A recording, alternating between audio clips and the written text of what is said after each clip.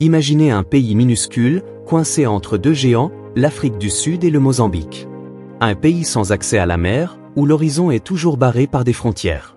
Un pays où près de 6 habitants sur 10 survivent avec moins de $2 par jour, où la jeunesse rêve d'ailleurs mais se heurte à un mur invisible. L'Eswatini, c'est le paradoxe incarné. Une monarchie absolue au XXIe siècle, un roi richissime au milieu d'un peuple appauvri. C'est aussi un pays brisé par une tragédie silencieuse, le VIH. Ici, plus d'un quart de la population adulte vit avec le virus. Des familles entières ont été décimées, des enfants grandissent sans parents, des villages entiers pleurent en silence. Et pourtant, derrière cette image sombre, l'Eswatini dévoile une culture vibrante, des traditions millénaires que nul n'a pu effacer, et une résilience qui force l'admiration. Dans ce documentaire, vous allez découvrir un royaume oublié, pris entre splendeur et douleur. La question est simple, comment un pays si petit peut-il concentrer autant de contrastes? L'Eswatini est un royaume minuscule que beaucoup n'arrivent même pas à situer sur une carte. Avec ses 17 000 km², il est à peine plus grand que la région Île-de-France, mais il abrite plus d'1,2 million d'habitants. Ici, il n'y a pas d'océan, pas de port, pas d'ouverture sur le monde, il n'y a que des frontières. À l'ouest et au sud, l'Afrique du Sud, puissance économique écrasante. À l'est, le Mozambique, qui partage avec lui une histoire mais rarement sa prospérité. Être enclavé, c'est vivre avec une respiration coupée.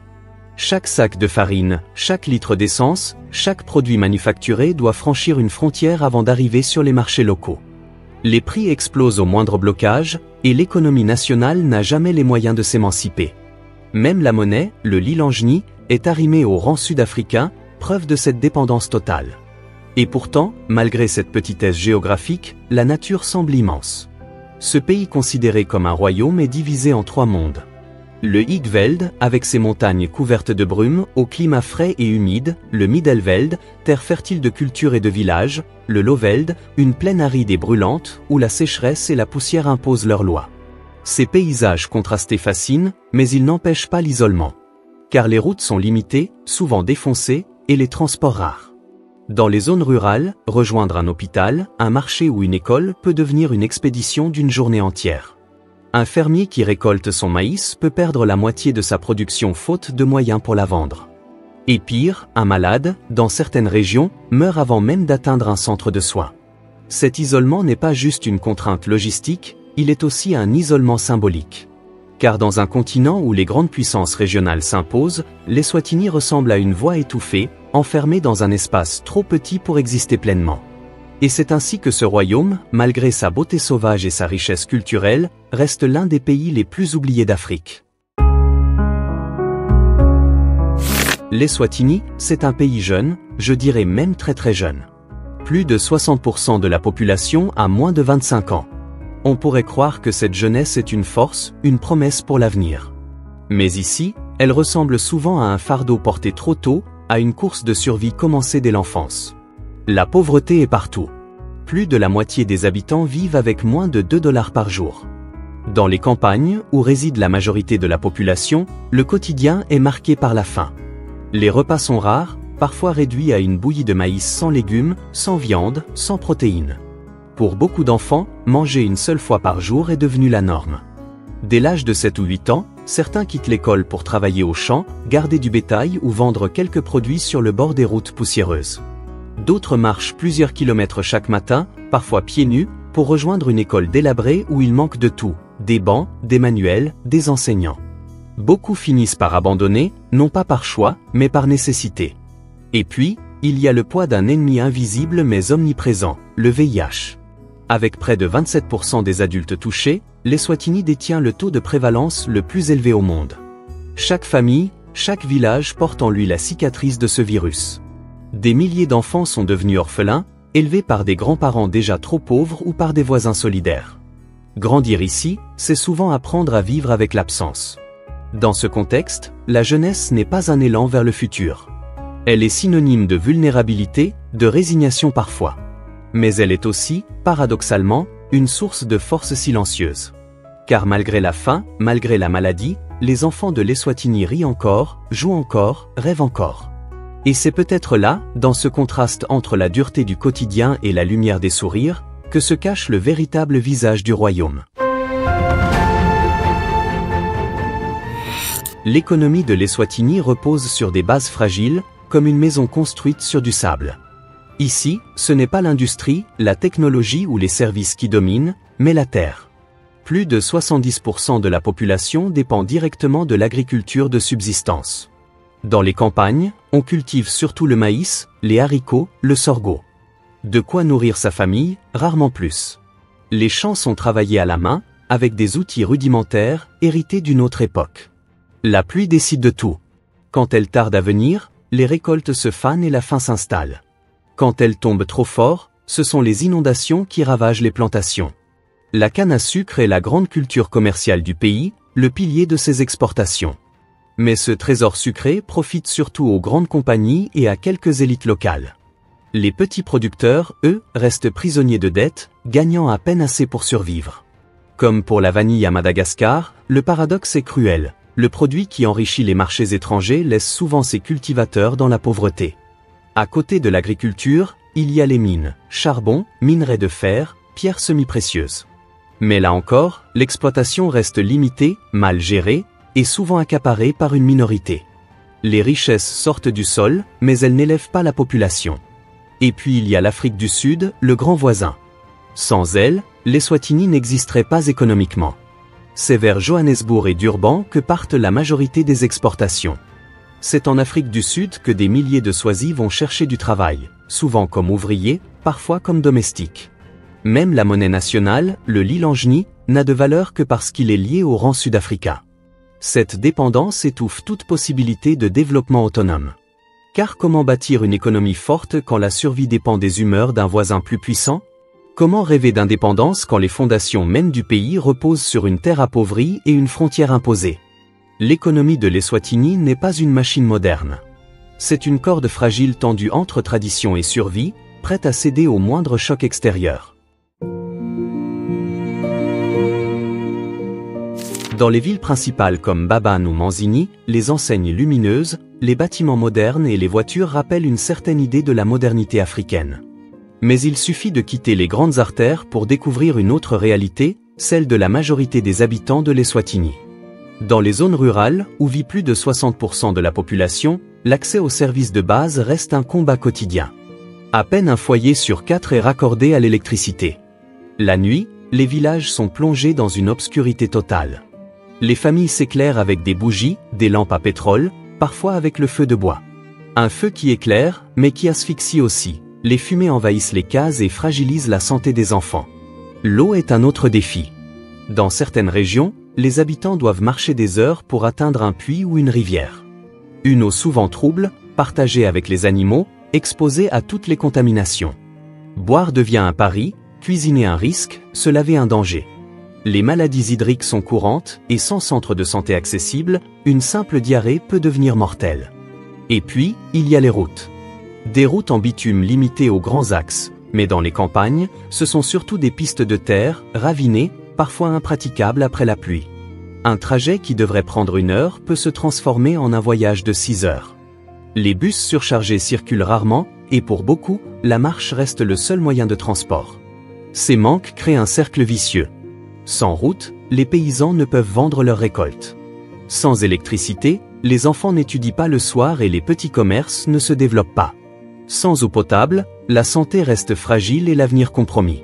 Dans un monde où l'accès à ces services semble aller de soi, l'Eswatini rappelle une réalité brutale. Pour une grande partie de l'humanité, l'eau, la lumière et la mobilité restent encore des privilèges. L'Eswatini, malgré sa petite taille, abrite une richesse naturelle surprenante. Le royaume est souvent appelé « le cœur sauvage de l'Afrique » par les voyageurs, car il concentre sur un territoire minuscule une diversité que certains pays bien plus vastes n'ont pas. Dans les plaines du Lowveld, les savanes abritent éléphants, lions et rhinocéros, protégés dans les réserves de l'Âne et de Mkaya. Dans les montagnes du Highveld, les forêts abritent des antilopes, des singes et des centaines d'espèces d'oiseaux colorés. Les rivières, qui serpentent au milieu des vallées fertiles, sont encore bordées de forêts-galeries où se cache une flore endémique rare. Mais cette biodiversité, unique et précieuse, est en péril. Chaque année, des milliers d'hectares de forêts disparaissent.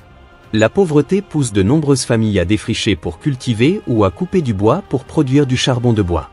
La sécheresse, aggravée par le changement climatique, fragilise encore davantage les écosystèmes. Les sols s'épuisent, les rivières s'assèchent, les savanes se vident peu à peu de leurs animaux les plus emblématiques. Les rhinocéros, autrefois abondants, doivent être protégés jour et nuit contre le braconnage. Leurs cornes, vendues à prix d'or sur le marché noir international, alimentent un trafic sanglant qui menace leur survie. Les gardes des réserves, souvent mal équipés, risquent leur vie pour protéger ces animaux.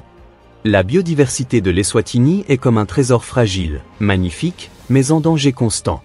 Et si rien n'est fait, ce petit royaume pourrait perdre l'un de ses plus grands atouts, celui qui relie sa terre à son identité, sa nature sauvage. Il y a des statistiques qui dépassent l'entendement. En Eswatini, près de 27% des adultes vivent avec le VIH. C'est le taux de prévalence le plus élevé au monde. Un chiffre froid, mais derrière ce chiffre, il y a des visages, des familles, des drames. Ici, presque chaque village a perdu des pères, des mères, des frères, des sœurs. Des enfants grandissent orphelins, pris en charge par des grands-parents épuisés, parfois eux-mêmes malades, ou par des voisins solidaires qui n'ont pourtant rien à partager. Dans certains foyers, 3 générations vivent ensemble, et pourtant, il n'y a plus d'adultes en âge de travailler. La maladie a brisé la chaîne de transmission entre les anciens et les jeunes, laissant une société fracturée. Pendant des années, le sida a été un tabou, entouré de silence et de honte. Mais la réalité était trop massive pour être ignorée. L'espérance de vie s'est effondrée, tombant à moins de 50 ans au début des années 2000. Les hôpitaux étaient saturés, les cercueils trop nombreux, les enterrements devenus un rituel hebdomadaire. Et pourtant, l'Eswatini est aussi devenu un symbole de résistance.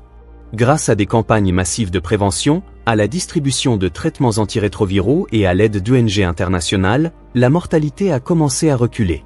Aujourd'hui, plus de 90% des personnes séropositives reçoivent un traitement. Les campagnes de dépistage sont omniprésentes, et même dans les villages reculés, des centres de santé mobiles viennent régulièrement proposer des soins. Mais le combat est loin d'être gagné. La pauvreté et le chômage fragilisent l'accès aux soins. La stigmatisation sociale empêche encore certains de se faire dépister. Et chaque nouvelle génération doit être protégée pour ne pas reproduire ce cycle infernal. L'Eswatini vit avec une cicatrice profonde, une blessure qui a marqué son histoire contemporaine. Mais cette petite nation a montré au monde qu'on pouvait transformer une tragédie en une bataille collective. Un combat quotidien, silencieux, mais qui sauve des vies. Dans un monde qui change à toute vitesse, l'Eswatini semble parfois suspendu dans le temps. Ici, les traditions ne sont pas des vestiges du passé, elles sont le cœur battant de la société. Chaque année, des milliers de jeunes filles se rassemblent pour l'Umhlanga, la fameuse rite danse. Elles portent de longues tiges de roseaux, dansent en tenue traditionnelle, et chantent en chœur devant la famille royale. Pour certains, c'est une célébration de la pureté, un hommage aux ancêtres et un moment d'unité nationale. Pour d'autres, c'est un rituel controversé, critiqué par les ONG qui y voient une pratique figée dans une époque révolue. Mais qu'on l'admire ou qu'on le critique, l'Umhlanga reste un symbole fort, un peuple qui affirme son identité, qui refuse de laisser ses racines disparaître. Il y a aussi l'Inkwala, la cérémonie des premiers fruits. Pendant plusieurs jours, tout le royaume vit au rythme de ce rituel sacré. Les chants, les danses et les processions s'enchaînent, et au sommet de la cérémonie, le roi lui-même goûte aux premiers fruits de la saison. Un geste symbolique qui lie la monarchie au peuple et aux ancêtres. Ces traditions, parfois incomprises à l'extérieur, forment pourtant le ciment invisible du pays. Elles relient les générations, elles rappellent aux jeunes qu'ils sont héritiers d'une culture millénaire, elles donnent une fierté à un peuple souvent oublié du reste du monde. Dans la pauvreté, dans la maladie, dans l'isolement, il reste cette richesse immatérielle, un peuple qui continue de danser, de chanter et de croire. Dans un monde où les démocraties dominent, l'Eswatini fait figure d'exception. Ici, le roi n'est pas seulement un symbole. Il est la loi.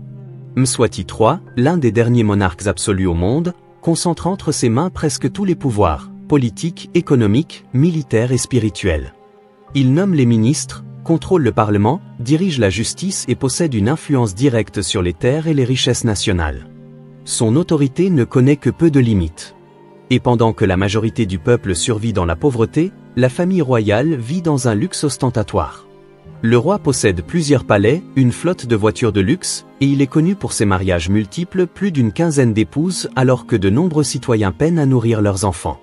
Chaque année, des millions de dollars issus des finances publiques servent à entretenir ce train de vie, suscitant l'indignation d'une partie de la population et des observateurs étrangers. Mais critiquer le roi, c'est prendre un risque. Les mouvements pro-démocratie sont souvent réprimés, les manifestations sont dispersées, parfois violemment, et les voix dissidentes s'éteignent dans le silence imposé par la peur. Pour certains, la monarchie est un pilier culturel, un héritage sacré qui unit le peuple. Pour d'autres, c'est un frein au développement, une structure archaïque qui perpétue les inégalités et empêche l'Eswatini d'entrer pleinement dans la modernité. Ainsi, le royaume vit un paradoxe. Entre le respect des traditions qui fondent son identité et l'aspiration de sa jeunesse à plus de liberté, plus de démocratie, plus d'égalité. Un paradoxe qui déchire le pays et alimente une tension silencieuse, mais croissante. Car dans ce petit bout d'Afrique, la monarchie n'est pas seulement une institution. C'est une fracture. Et l'avenir de l'Eswatini dépendra de la manière dont cette fracture sera affrontée. Dans les rues de Mbabane ou de Manzini, on croise des regards jeunes, des sourires pleins de vie. Mais derrière ces visages, une réalité douloureuse, l'avenir semble bouché. Le chômage frappe plus d'un jeune sur deux puisque les diplômes n'ouvrent pas de porte, faute d'opportunités. Les universités publiques sont saturées, mal équipées, et rares sont ceux qui peuvent se permettre des études à l'étranger. Alors, beaucoup de jeunes se retrouvent enfermés dans un cercle vicieux. Pas d'emploi sans diplôme, pas de diplôme sans argent, pas d'argent sans travail. Face à cet horizon limité, l'exil devient un rêve obsédant. L'Afrique du Sud, si proche et si puissante, attire chaque année des milliers de jeunes Eswatini. Ils y deviennent ouvriers dans les mines, employés dans les fermes, domestiques dans les grandes villes. Mais là encore, la désillusion guette, salaire bas, discrimination, instabilité. Pour ceux qui restent, l'ennui est lourd. Beaucoup se tournent vers les petits boulots informels, d'autres sombrent dans l'alcool, parfois dans la criminalité. Certains s'accrochent aux traditions, d'autres aspirent à la modernité, mais tous partagent le même sentiment, celui d'être enfermés dans un royaume trop petit pour leurs rêves. Et pourtant, malgré cette fuite ou ce désir d'ailleurs, il reste une force intérieure. Une jeunesse créative qui cherche à inventer son propre avenir. Des artistes, des musiciens, des sportifs, des entrepreneurs qui, malgré l'absence de moyens, essaient de tracer un chemin. Car même si l'Eswatini semble retenir ses enfants dans une cage invisible, la jeunesse continue de rêver, et parfois, de défier les murs qui l'entourent.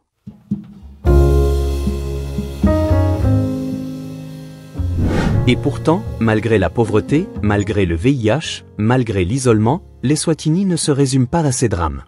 Dans chaque village, dans chaque quartier, il existe des forces invisibles qui maintiennent le pays debout. Des ONG locales et internationales construisent des écoles, distribuent des traitements, forment de jeunes agriculteurs aux méthodes durables. Des communautés s'organisent pour creuser des puits, pour électrifier les maisons avec de petits panneaux solaires, pour créer des coopératives agricoles. La jeunesse, elle aussi, invente de nouveaux chemins, des artistes qui exportent la culture swati, des sportifs qui deviennent des symboles, des entrepreneurs qui utilisent le peu qu'ils ont pour bâtir quelque chose de plus grand. La résilience de l'Eswatini ne fait pas la une des journaux. Elle ne se voit pas dans les statistiques. Mais elle existe, partout, comme une force silencieuse. Une force qui dit au monde, nous ne sommes pas seulement un petit pays pauvre, nous sommes une nation qui lutte, qui espère, qui vit. Alors, si cette histoire vous a touché, partagez-la. Faites entendre la voix d'un peuple trop souvent invisible. Et dites-nous en commentaire, aviez-vous déjà entendu parler de l'Eswatini, ce petit royaume qui concentre à lui seul tant de douleur et tant de beauté ?